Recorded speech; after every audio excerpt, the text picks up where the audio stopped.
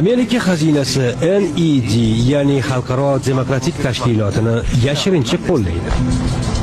Boshqaruvchilarning ko'pi eski TSRU xodimlari.